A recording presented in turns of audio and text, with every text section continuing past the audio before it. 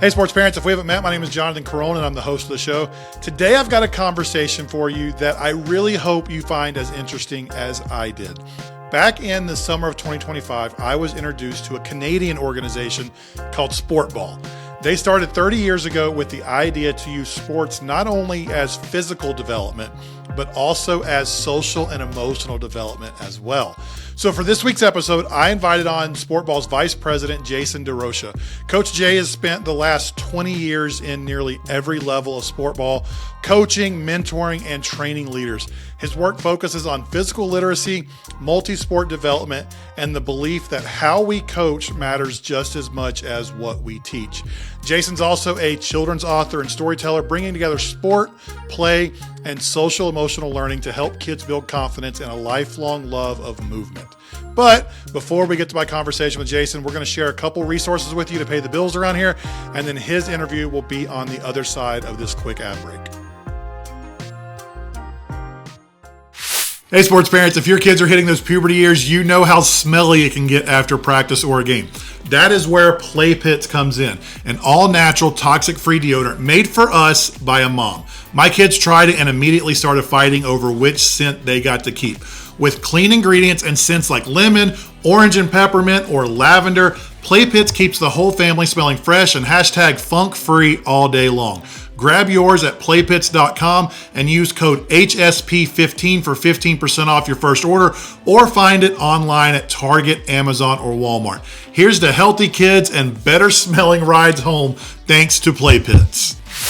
Hey, sports parents, if you have a kid who's coming to the end of a memorable season or they're about to graduate college or high school, I've got a great new product that you need to know about from a company called Bright Legacy. It's called The Fold. The Fold is a premium product that compiles your kids' highlights, their press clippings, their photos, all their accolades, so you can have a lasting physical memory of their time on the field. The team at Bright Legacy combines the content you send in from your family collection with their library of content, then they put it all together for you to keep the entire thing forever. You can find all the details and order yours at brightlegacy.com. By the way, their parent company has been serving countless pro athletes like Aaron Rodgers and Shohei Ohtani for the last 21 years with a very similar product to this. Don't forget to tell them you heard about it at Healthy Sports Parents. Here's to holding on to those incredible memories forever thanks to The Fold. We're here with Jason DeRocha. Jason, thanks for being here. I really appreciate it. Thanks for having me, Jonathan. This is one I've been looking forward to. You and I met about 6 months ago. I got to hear what you do at Sportball and instantly fell in love with it and wanted to have you on here to tell other people because I think it's such a great idea. But before we get to that, we're going to start the same place we start every single week. We want to meet Dad. So can you tell us a little bit about your kids, what they play, and what it's like being dad to them? Sure. It's the best job I've ever had in my life. Safe to say. I'm sure that's what every dad says. But I have an 11-year-old and an 8-year-old. I'm a girl dad and love every minute of it. They came up through the Sportball program, learning multi-sport, and they found their passion is gymnastics. So my girls do performance gymnastics. They're also huge swimmers, go to the cottage on the weekends in the summertime here. I'm in Toronto, so the weather doesn't allow us to get up there in the winter, but spend summers at the cottage and swimming and gymnastics for the rest of the year. Speaking of Toronto, we were actually, this comes out in like a month, but we were going to record this yesterday, but Jason emails me in the first thing in the morning. He's like, hey, we got a bunch of snow last night and our kids are out of school. I'm like, how much snow does it take to cancel school in Toronto? Because here in North Carolina, it takes the threat.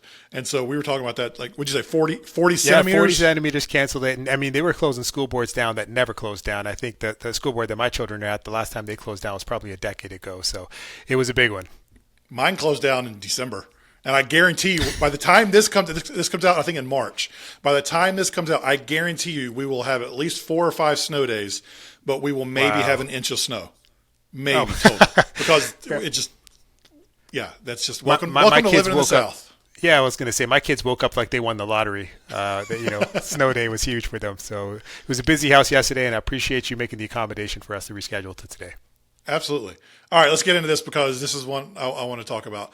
The thing that made me want to talk to you was the guiding principle you all have of using sports to develop humans and not just athletes. I'm a giant believer that youth sports are not primarily about winning individual games. Yes, we want to compete, and yes, we're always going to try to win, but winning individual games is not the primary reason we play these games. The primary purpose of youth sports is helping kids develop all the tools they need to become successful human beings. And we want them to learn that they can do hard things. We want them to learn that they can bounce back after failure. We want them to know how to be a good teammate and how to understand the importance of being active physically. Yeah.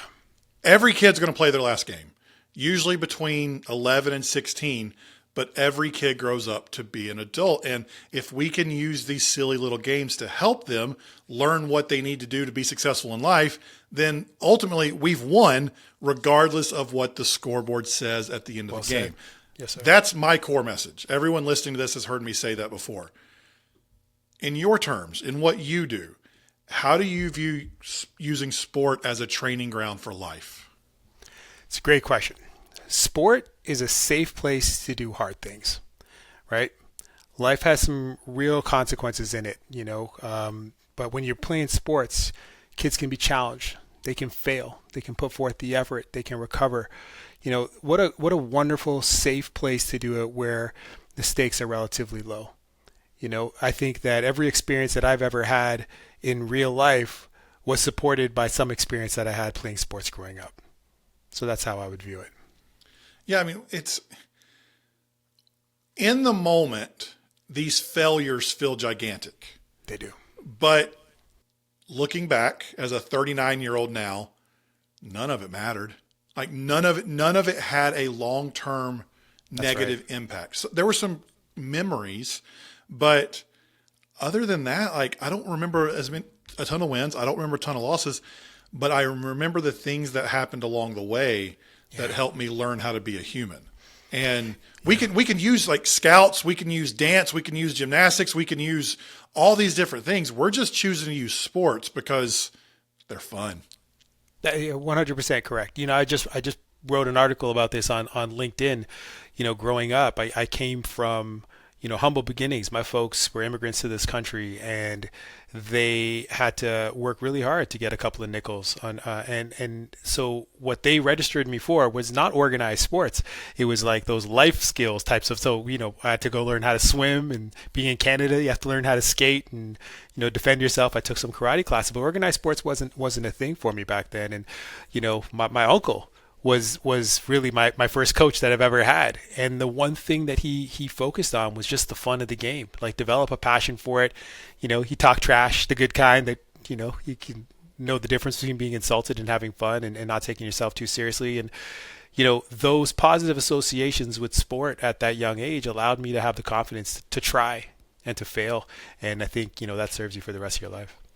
We had on my friend Eric Williams a little while back, and he and I, we talk a lot about this, but I think he's 42, 43 at this point. He coaches his son's U12, U13 baseball team.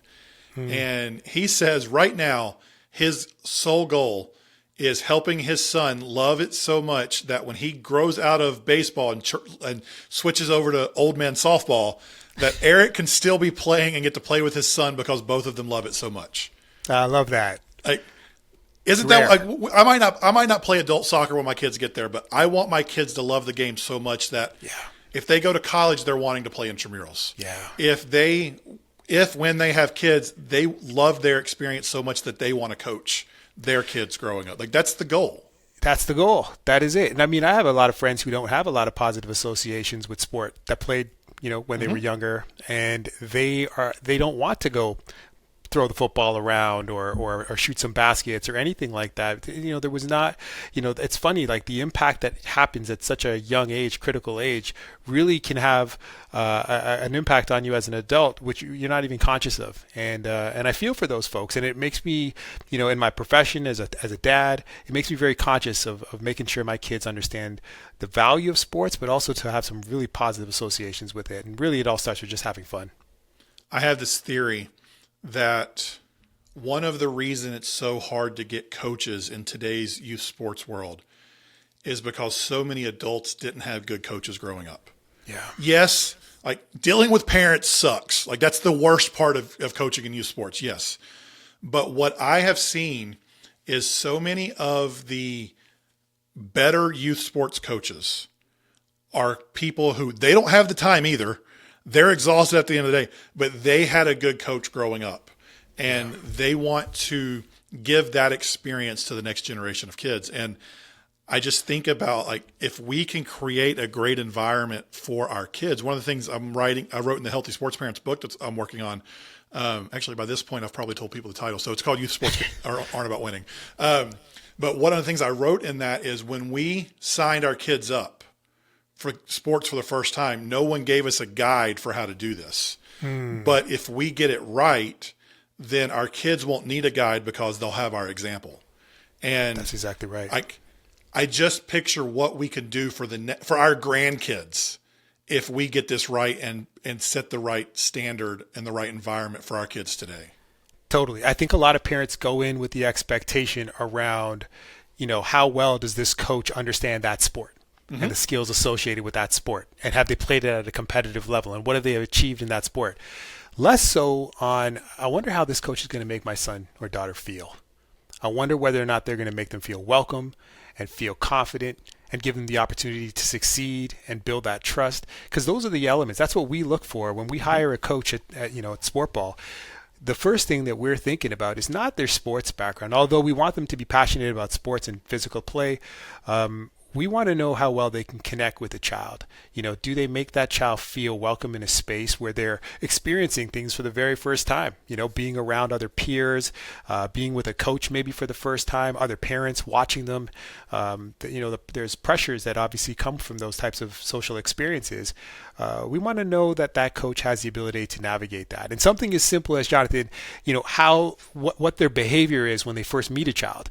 When you're a coach and you're working with kids, you're usually standing over them. Does the coach get down to a child's level? Do they smile, which is the most disarming thing that you can do when you first meet a child? Do you welcome them? Do you use their name? Do you look them in their eye and not just the parent in the eye? All those little things make me as a parent feel like my child is safe to be in your presence, and they trust me a little bit more because they know I'm only going to bring them around people that have their best interests at heart. I have this, I will do one of two things anytime I'm at practice if I'm coaching. If I see a kid walking in the field, I will yell at them from the park. Like if they're in the park, I'll yell their name at them just to show that I'm so excited they'll see Love that. There. Or if I can't get to them before they get there and they're walking the field, what's up, dude? I say just like that. Like the funniest part is the boys love that. The girls, when they first start, they're like, dude. I'm like, dude, gender neutral. Get past it. Let's go. But it's just like, I kind of make this sarcastic, fun environment. Yeah. And every kid's different. But if you can get to a place with kids where you can joke around with each other and you can be sarcastic, then you've gotten to the point where they feel welcome and loved and accepted because they'll give it back just as much as they'll take it. And, that's right. But they only will do that if they know it's out of love, not out of judgment or snarkiness. That's right. And they feel safe, right? Like I can attempt this and I can fail. That guy's not going to judge me, right? That coach is going to have my back. That coach is going to help me to figure this one out. That's all of those things, come from this prerequisite skill of making a child feel comfortable in their skin.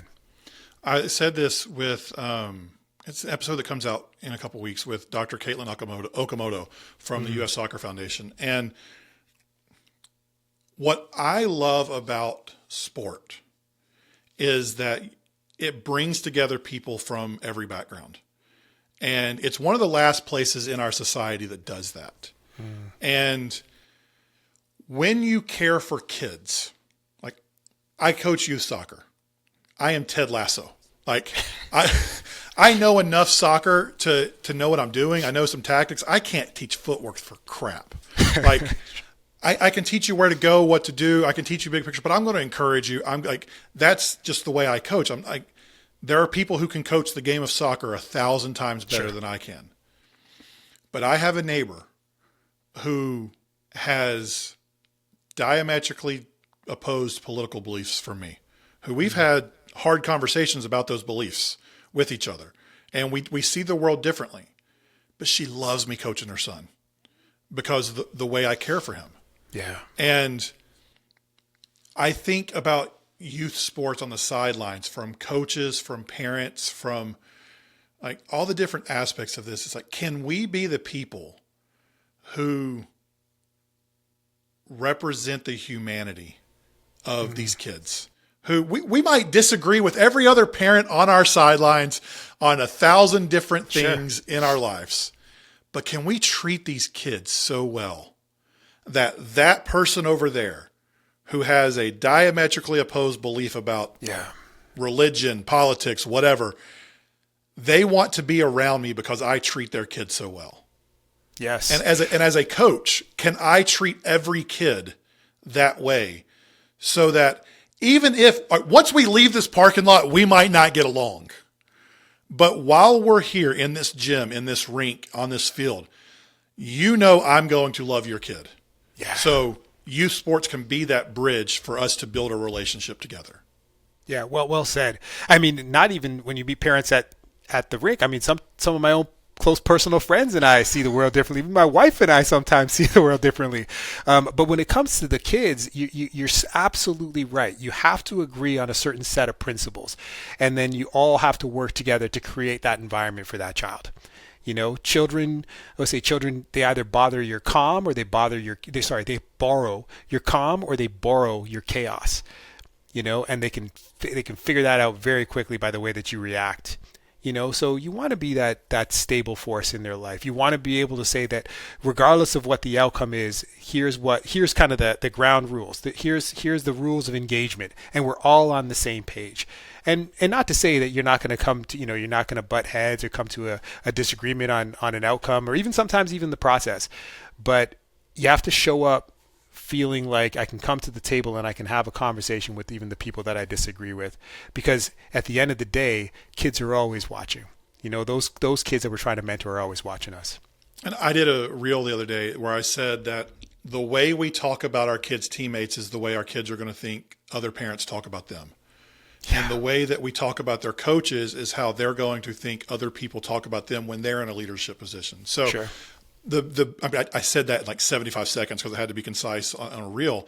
But the idea behind that is we can disagree on ideas or actions while still respecting the humanity behind it. Yeah. And we're using sports where there's going to be disagreements. You might not like the playing time. You might not like the tactic. Like, you might not like the formation I'm playing in soccer because it doesn't fit your kid the best that's for them, but it fits the whole team. Like, we're going to have disagreements.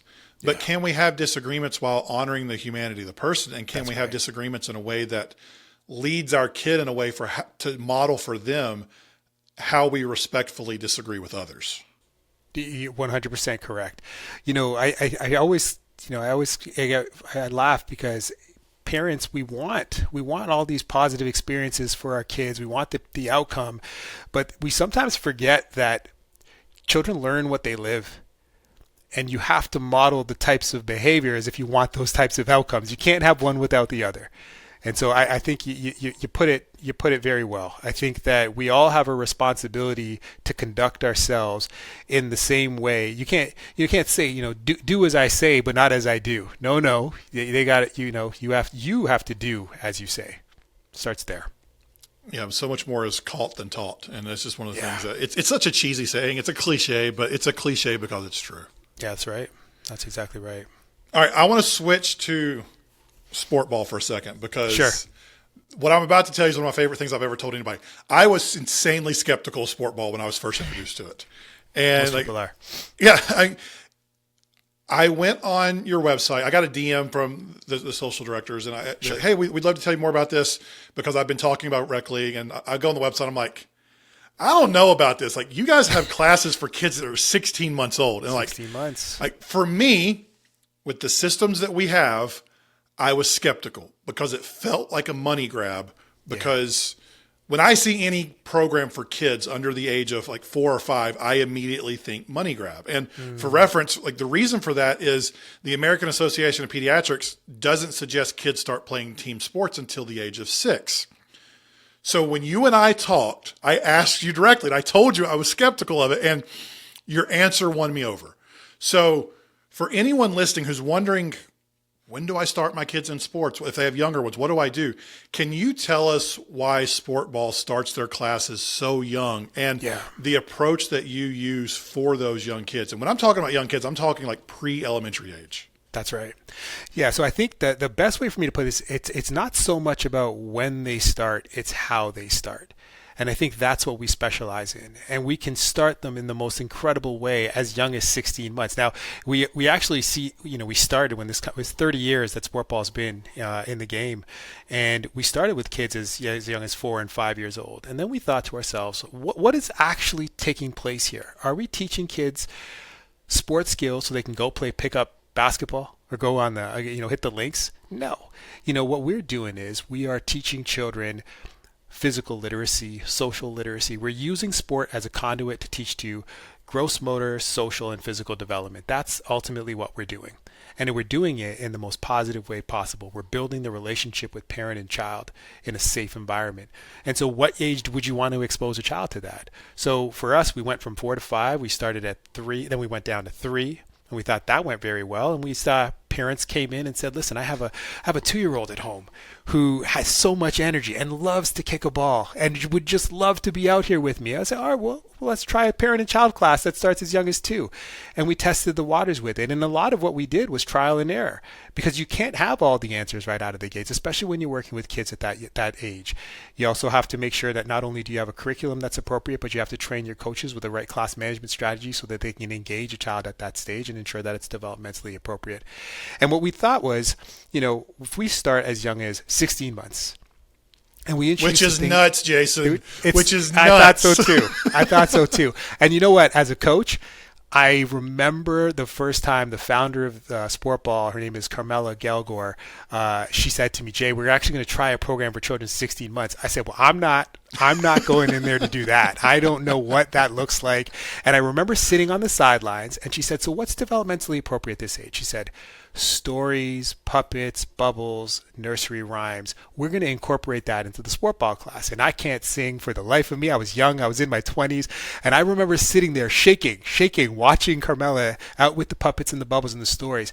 But what she did was exactly what we do in sports, is she gave them activities that they enjoyed. She gave them activities that they can succeed at. And she won their trust. And so all of a sudden, she also won the parents' trust. Wow. This sports coach, did some stories, some bubbles, some songs. My child is listening. They're focused. They're engaged. Now look at this. They just brought out a bucket of balls. And all they've asked all the kids to do is pick up some balls and put it in the bucket. You win the kids successfully. Wonderful. Now you give them a soccer ball. You put it on a launch pad. We call it a pylon, a launch pad. And we say to the kids, we're going to blast it into outer space. And all of a sudden we say, parents, you're going to hold out your 2 fingers, and kids are going to hold their hands, and we're going to walk and give it a big kick. And we use very simple language. And all of a sudden the kids feel like, well, the coach, they love the coach. They were singing. They were doing bubbles. They were doing stories. Now they put a ball down. I can kick it. And all of a sudden we have these kids that are now progressing from what they're comfortable with to trying new things. And all of a sudden we're now teaching them the basics of sports and now developing their physical literacy. And oh, by the way, what comes with that? Waiting for their turn, listening to someone give instruction, being out there with their peers, building up a relationship with mom and dad who gives them a high five or a hug when they succeed. So at what age would you want to have a child experience all those things? For me, as young as possible. And we start, like I said, at 16 months. And then once we get to 3, we can step away from the songs, the bubbles, and the stories. And now we can get into the sports skills development. But you have to do it in a way that's developmentally appropriate, or you're going to lose kids. So as I said, you use sports as a conduit to teach developmentally appropriate skills. And all of a sudden, you can build these really wonderful experiences for children. Staying in that age group for just a minute. Sure. I'm going to get a text for saying this, and I'm going to set my clock 2 months from now. I'm going to get a text for saying this. My college roommate's son made the 5U T-ball All-Stars this past summer, and there was a state tournament for 5U T-ball. And I remember when he posted on Instagram, I saw it, and I'm just like, I'm so glad they had a great time, but that's ridiculous. so I'm just waiting for the text. Like, it's going to come. But, I mean, I know him, and so I know he was approaching it in the right way, and we've talked about it. But not all of us are in situations where young kids are with the same environment you're talking about. Yeah. So when we're talking, I mean, let's bump the age up a little bit. Let's say Sure. grade 3 and below. Like, what are we looking for at that grade 3 and below? Like, does the competition even really matter at that point? Like, That's a great question. What are we focused on? Because a lot of us, that's the ages where our first kid starts playing sports. It's our first introduction to being a sports parent. And that's when all those insecurities that we've had buried down for so long start popping up, and we start having these feelings we don't know what we're dealing with. So those younger age, let's say U8 and below, third grade and below, what are we focusing on? What's the point? Yeah, great question. So, again, this is coming from Sportball. So Sportball is a non-competitive sports instruction company from children from 16 months all the way to 12 years old. And our focus is to develop physical literacy and social skills. Can I interrupt you? Yeah, please. I want to take your background even further than Sportball. Should there be competitive levels at that age? Well, that's a great, I think that's where I was getting to. So for us, it's non-competitive, and you move them to semi-competitive, and then you can introduce them to competition. It's like anything, right? If you want to fly, you have to first learn to walk and run. You can't fly into flying. And I think that's the same way that we approach Sportball. We want to make sure that kids have the foundation, which starts really with confidence in themselves, some body awareness, trust in a mentor or a coach. And then once they get to that, and again, we move from parent participation classes to drop-off classes. So at 3 years old, 3 to 4, when they start to go to school by themselves, we then allow them to come to Sportball by themselves. So parents stay out of the gym, and what do they learn there? So they've gone from dependent play with mom or dad to independent play with their peers. But the focus there is still not, me versus you, team versus team.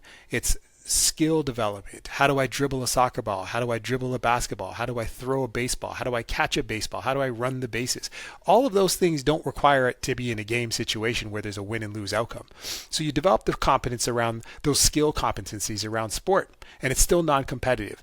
But then you can start to introduce them to some controlled competition. So it's like, for example, we'll do a race in a Sportball class, and the kids won't race against each other. They're actually racing against the coach. So the coach will lose in week 1 and lose in week 2, but the coach is getting better. And eventually by the end of the season, the coach beats the kids, but he also gives the kids to learn how to deal with winning and losing. The words to express themselves and how they feel. Put a thumb up and say, I tried my best. And point a thumb at the coach that you're not happy that just beat you and say, good race, coach. So we actually role play, and we give the kids the pro-social language that they need to be successful. And then once you get to that 5, 6, 7, we start to introduce them to more competitive activities. So we'll play a soccer game, and maybe we'll throw 2 or 3 soccer balls in the game. So more kids get a foot on the ball, more kids get a chance to score a goal. And then we'll remove a ball, and then we'll remove a ball. And then before you know it, the kids are actually in a real soccer game, but they have no idea that they have just progressed to get to that experience, and they have all the social skills and physical skills to feel successful there. I want to nerd out on this for a second because, and I want to take that social skill concept and nerd out. Like, about a year ago, I wrote an article for the 74 Million. And the 74 Million is a nonprofit news organization that covers the American education system. In the article, I made the argument that youth sports is the most overlooked classroom in every school district in America. So many of us view youth sports as just a physical outlet for kids, when in reality, sports offer like this giant depth of learning and development. And the social piece of it you just talked about. And I think we rush to competitive before kids have the social awareness and maturity to handle wins and losses at that scale. When playing on a team, like, I think kids can understand wins and losses when it's one-on-one pretty young. Yeah. But when you're a part of a team and you're having to deal with teammates and the social skills it takes to have a kid who's better than you, have a kid who's worse than you, like, that takes some maturity to understand. Absolutely. So can you talk to us about how sports can, maybe even should be, used as a social, emotional classroom just as much as a physical learning device? Yeah, I think sports are there. It's already a classroom, right? I think that when you're in any sports environment, you're talking about coping with winning and losing, teamwork, patience, waiting for your turn taking, problem solving. These are all incredible ways that children are going to learn skills that are transferable to the school setting, to the dinner room table, downstairs in the basement or in the back bedroom or in the backyard with your brother or your sister. How to self-regulate, how to be aware of yourself, your confidence, how my conduct has an impact on somebody else. These are all lessons that they can get from a sports environment. And what a really great place, because the kids have so much fun. There's so much benefit that comes from it, developing a great sense of self, a positive body image, developing the endurance, the strength, the hand-eye coordination, the timing. So all of these incredible upgrades happen while they're developing socially for themselves and with their peers. So that when there is a situation in the classroom that's not on the sports field, they'll be able to have that lesson, which is like, I saw this play out on the sports field. I had this situation that happened in the soccer game last week. I'm not going to make that same mistake. Or this is how I cheered my teammate up. I'm going to do the same thing for my friend in my classroom. It is such a profound experience for children because they don't even realize that learning is taking place. It's like that muscle they're developing cognitively that can apply to every relationship that they have in their life, even off the sports field. One of my favorite pastors is a guy I used to work with. He's a pastor in Chattanooga, Tennessee now. In every one of his sermons, he gets to a point in the sermon where he puts on the screen, it just says, "So what?" Coach Jay, I agree with you.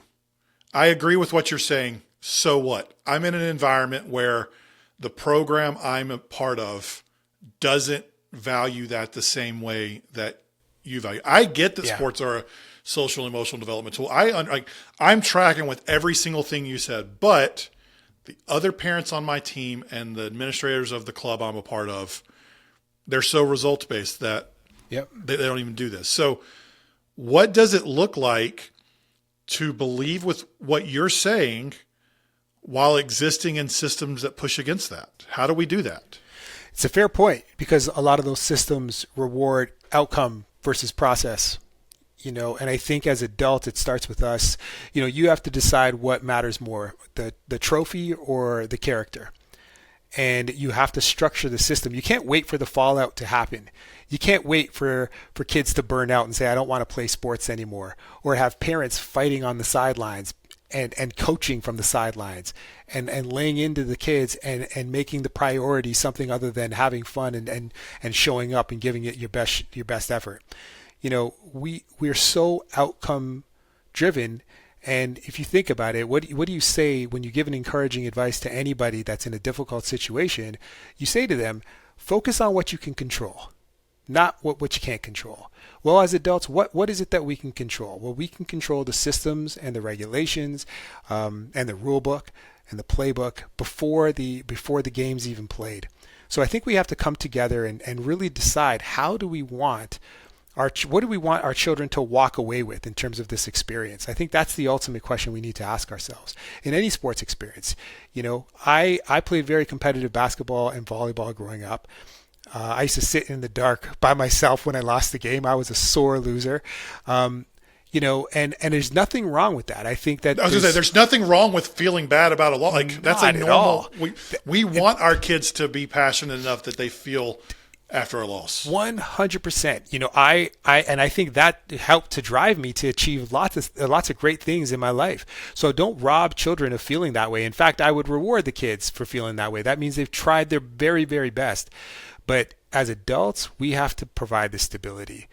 We've been down this road before. We need to be that rock that regardless of what's happening around them, they can come to us and it's like, wow, that emotional stability, I know I can get that from my coach. I know that I can get that from my parents. So even when I'm waving all over the place through a loss and a win, I have that person that can kind of make sure that I can center myself from here, ground myself from here, and then carve a path forward. And I think that's what we need to be as coaches and or any kind of sports organization. We need to be the grounding force for kids. And as parents on the sidelines, it's not easy to be that because these are our babies out on those fields. Yeah. And we are so emotionally invested in their success. Yeah. And that's not a bad thing. Like I talk all the time about what's at the core of so much of these issues in youth sports is this idea of self-love and self-glory.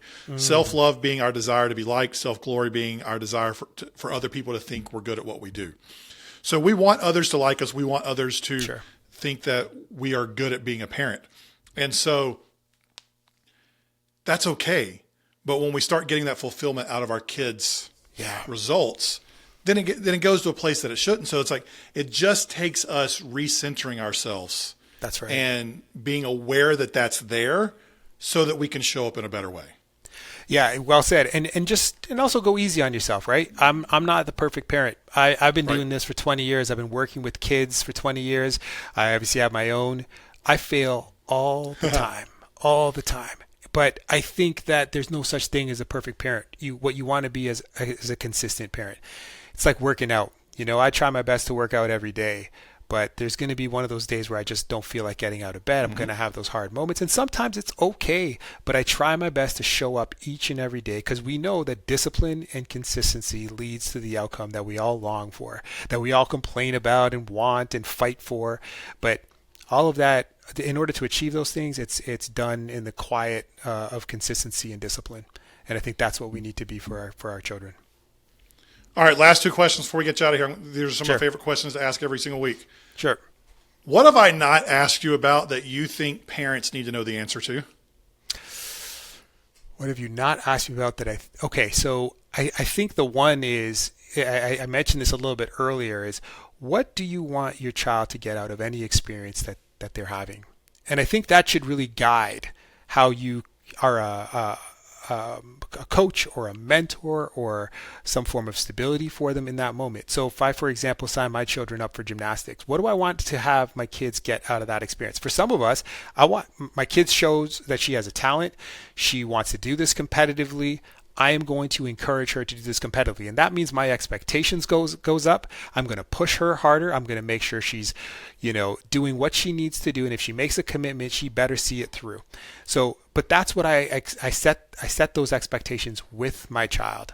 If I just want my child to get in shape and to just be in a space where she can maybe make some friends and to have a positive self-image, then that's it. And if she doesn't want to go into competition, and even though she has the talent, that's not something that she feels like she wants to do, well, then I'm going to respect that as well. I am going to be really clear about what my kids are going to get out of this experience. And that's going to govern everything, not just my interactions with them, but the way I interact with the coaches, the way I interact with other parents. I am going to govern it based on what I want my children to get out of this experience. And I'm not going to judge anybody else. I love that. Last thing. We got a lot of parents listening to this who don't have a clue what they're doing. They're just walking through this. They have a kid who loves this sport. They want to play, and they want to support their kid as well as possible. How would you encourage that parent this week as they walk through all the stress that comes with youth sports? So this is what I do on a personal level. I tell my kids that daddy's also figuring this out too. I don't have all the answers, and I want to be on this journey with. And I think I am transparent with my girls. Now, they're 11 and 8. They're a little bit older, so I can have these conversations with them. I think you're having that conversation with yourself until they can understand it. So I had a lot of self-talk, which is like, go easy, Jay. You're figuring this out. There's no perfect answer here. Just put one foot in front of the other. But once my kids got older, and this comes to everything. This even comes to, discipline and consequences. And, I sometimes don't choose the right words. I don't provide the right emotion. I think it's important to acknowledge that to kids. Kids are a lot smarter than we give them credit for. And I think saying to them, like, how does this feel to you? How do you want to move forward with this? And this is kind of what I'm thinking. And you almost try to make it a team effort. No pun intended, but that's the way I feel like this needs to be. And when you screw up, I always say to I'll wake up the next day and I'll say, Daddy doesn't regret what I said, but I regret how I said it. And Daddy could have been more calm, or I could have been more open to what you were trying to say, and I'm sorry, and tomorrow I'm going to try to be better. And I give you the chance to also call daddy on it. So if you think that I could be better, you can let me know. And that has led to the most amazing relationship that I could ever imagine with my children, to the point, Jonathan, when my dad comes and sees me with my children, he says, well, where the heck was this when I was raising you? You know, who thought about raising kids like that? Acknowledging when you mess up to your kids. He's like, man, what a novel idea. And I'm so glad. But, you know, each generation hopefully evolves and gets a little bit better. And, you know, I'm still learning, like I said. But that's my biggest takeaway. And that's what I would impart to all the parents listening. Awesome. Coach Jason, thanks for being with us. I really appreciate it today. Yes, sir. Thank you, Jonathan. Thanks for having me. That's it for today's episode. If you want your weekend playbook, that's my Friday newsletter that gives you a quick tip to help your weekend games go a little bit better with your kid. Head to healthysportsparents.com/playbook or click down in the show notes for the link. The merch store is open as well. That link is in the show notes. You can grab a shirt, a hat, or a sticker to take this message to the sideline of your kids' games. If you like the show today, I'm going to invite you to subscribe on your favorite podcast app or on YouTube. If you're listening on Apple Podcasts, it'd be a huge help for you to write up a small review. If you're on YouTube, make sure to hit that like button as well. If this episode helped you in any way, the best way you can help us grow the show is by sharing it with a friend. Most of all, I hope you enjoy your time watching your kids play the sport they love. Have a great week, everybody. I'll talk to you again soon.